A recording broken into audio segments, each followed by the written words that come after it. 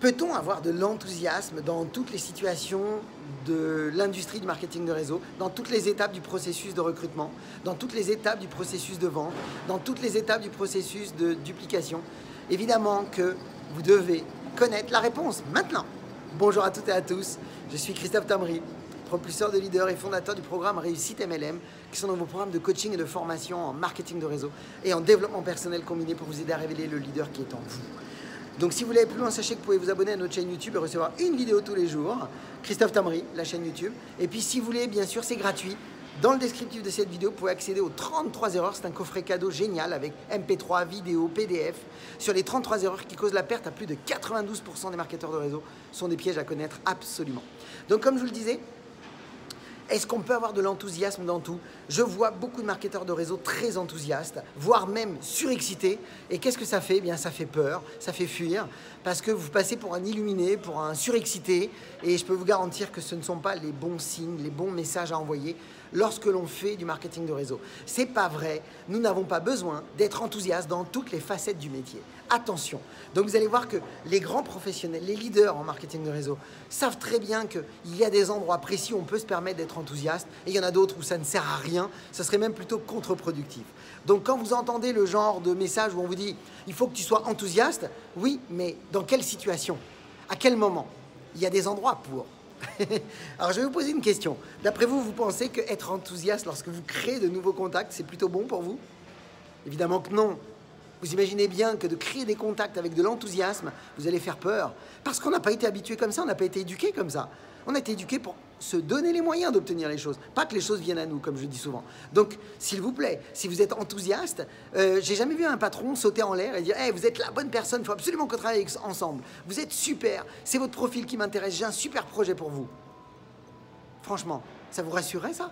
Ça ferait plutôt peur, hein? Vous diriez « c'est quoi l'histoire là? Il y a un loup? C'est quoi l'embrouille? » C'est vrai ou pas? Juste parce que vous auriez été enthousiaste. Donc, est-ce que l'enthousiasme a sa place partout? Non. Est-ce que vous pensez que d'avoir de l'enthousiasme quand vous faites vos appels de prise de rendez-vous, c'est judicieux? Mais vous n'avez absolument pas besoin.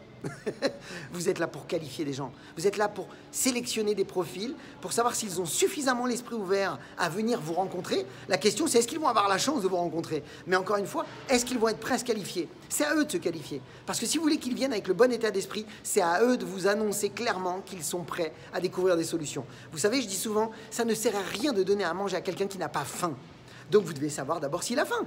Donc, est-ce qu'on peut être enthousiaste et sauter en l'air et dire « il faut absolument que je te voie, j'ai un super projet à te partager, je sais que tu es quelqu'un qui est comme ci ou comme ça ». Mais là, vous faites peur. Donc, est-ce qu'il y a besoin d'avoir un enthousiasme à ce moment-là? Non. Par contre, lorsqu'on est en présentation, est-ce que l'enthousiasme a sa place? Oui, mais de manière très mesurée. De manière, je dirais, très graduelle.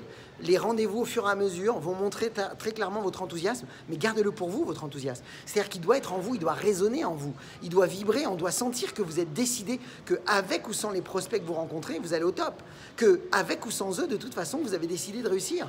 Ça, oui, et que vous êtes convaincu que ce que vous faites, c'est génial. Mais pas sauter en l'air, pas être enthousiaste comme on l'entend. L'enthousiasme, c'est une énergie en vous qui vous maintient, qui vous soutient. C'est une confiance, une certitude qui fait que vous êtes convaincu, que vous êtes heureux quelque part. Vous vibrez cette belle énergie, mais attention, maîtrisez-la, contrôlez-la, parce que vous êtes observé dans vos comportements, dans vos façons de parler, dans les mots que vous utilisez. Donc c'est très important. Oui, l'enthousiasme est génial lorsque vous êtes avec vos équipes. Oui, l'enthousiasme est génial lorsque vous faites des conférences publiques, à des moments où vous faites effectivement ressortir l'énergie, la confiance, la certitude. Oui, c'est génial, mais pas dans toutes les facettes. Rappelez-vous, quand on crée des contacts, quand on fait des invitations, l'enthousiasme n'a pas sa place. Dans le reste, bien sûr que oui, mais au fur et à mesure et de manière graduelle, et tout en gardant un côté observateur, de vous dire, est-ce que je suis dans l'excitation ou est-ce que je suis dans la motivation intérieure, l'énergie positive auquel je suis convaincu. C'est vraiment important d'être dans l'auto-observation pour que vous puissiez gérer et vraiment réadapter, réajuster vos trajectoires quand vous êtes en situation de tête-à-tête ou de face-à-face, ou par Skype ou par Zoom. Observez-vous et réajustez au fur et à mesure, même pendant la situation, vous pouvez réadapter vos trajectoires.